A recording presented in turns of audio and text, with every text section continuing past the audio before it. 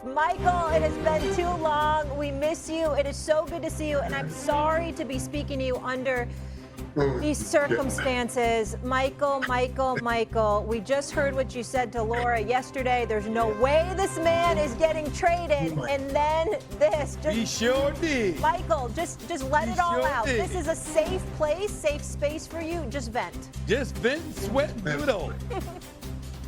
First of all, let me start with this, Sam. That whole accident happening thing, I'm sitting here in the pain, and that thing has me laughing. It's just, all of the cuts in and out. You have a team, they do it. That's just great. That's great producing. And Molly, how are you guys?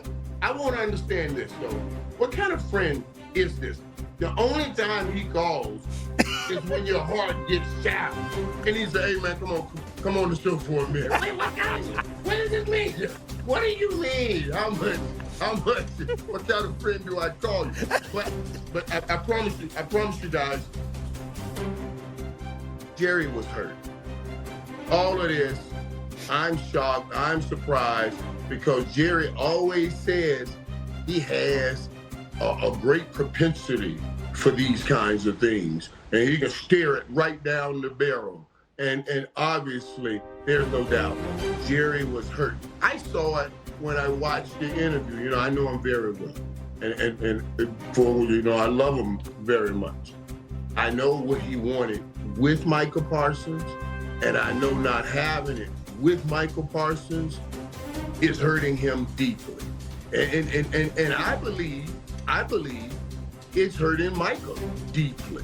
It's certainly hurting us here deeply. I heard Dan say, no, Michael was happy to leave. No. That would not be true. The emotions got all tumbled up in this whole thing, and it became a place where he had to. He wasn't happy to leave. Michael was happy to receive the money he was getting where he was going, but if you give him that money, he'd rather stay here. That's the reality. So come on now, deal in my pain. But hold on. But it's not there. And what I need you to explain, Michael Irvin, when you say Jerry is hurt, okay, in the end, why did he do this? You got 2 late first-round picks. You got a decent player in Kenny Clark, but not somebody that measures up to Michael Parsons. According to Michael Irvin, why did Jerry Jones do this? Because the great businessman let his emotions get in the way.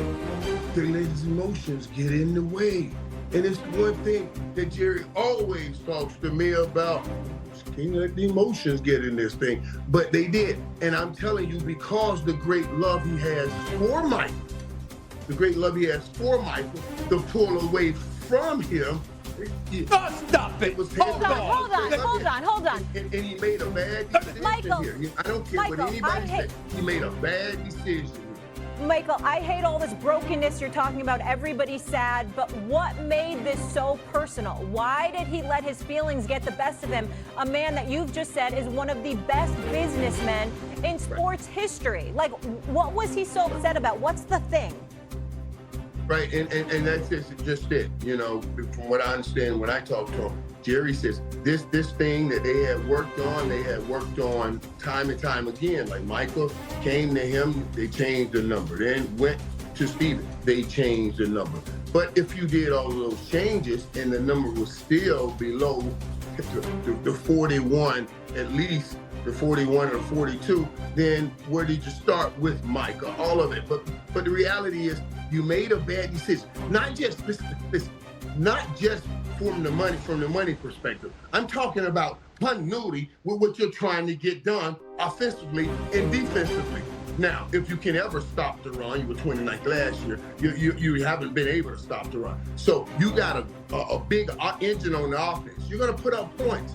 He's the greatest pass rusher, one of the greatest in the league. That's playing complementary football. Now you come in to tell me about stopping the run. I don't want to. This is not a day I want to hear your football analysis. I'm getting personal here. I'm getting personal right now. Why, Michael Irvin? How come you couldn't stop Jerry from making this decision? You, Michael Irvin, you the playmaker. You've known this man for almost 40 years. years. He loves you like a son. How come you were not able to stop him from making this move and taking care of Michael Parsons? Dallas might be blaming you right now. Well, you are pretty good at this, boy, but let me tell you something. Because don't think I haven't put that on my own. Man, was Jerry serious? Maybe I should have went and got that thing done for real. And I have thought about that. I absolutely have thought about that. And now I got to think deeply. I'm serious about what kind of friend are you to bring that back up again. Because I swear to you, this makes no rhyme and no reason. And Stephen, you're right, Steve. He was reaching out to me. He was crying out, and I missed it. And I should have jumped in the middle of it even deeper and better. And I'm hurt for it, and there's no doubt in my mind. So I don't care what anybody says. So is that, all that Jerry's saying about we're better today, that's not true. That reminds me of the documentary where his dad said, make it look like you know what you're doing even when it is not working. And that's what I came up with right there. Is that not true? Is that your way of confirming the obvious, that 2 first-round picks and Kenny Clark in no way measures up to the loss of Micah Parsons, and the Dallas Cowboys will end up being worse? Is that you giving that confirmation over the national airwaves? I'm telling you right now that the Dallas Cowboys defense is not as good as it was, and it was always to have a problem. Now, listen to what they said yesterday. They talked about wanting to stop the run. They are absolutely right.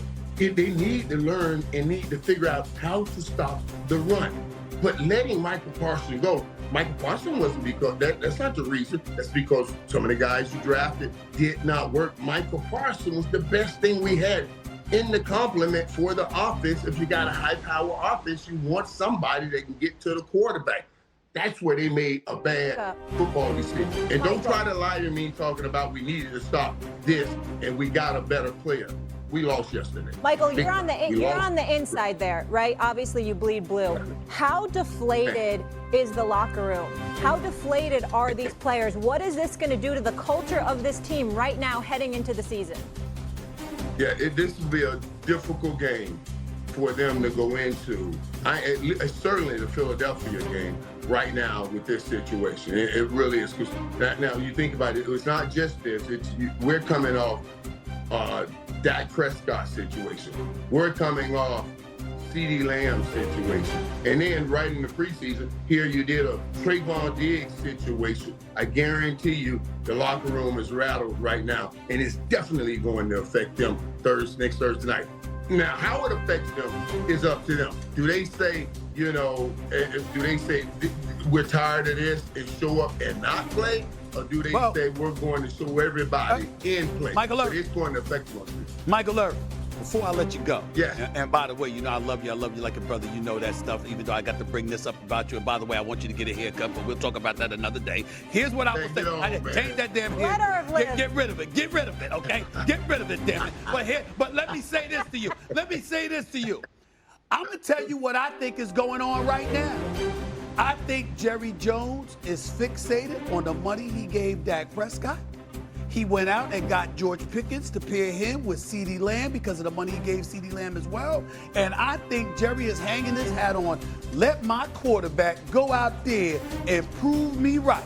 Because we're going to have a high-powered offense, and that's going to make us look good. I think Jerry is looking at Dak Prescott and saying, I'm riding with you. Because I tried to negotiate a contract with you before.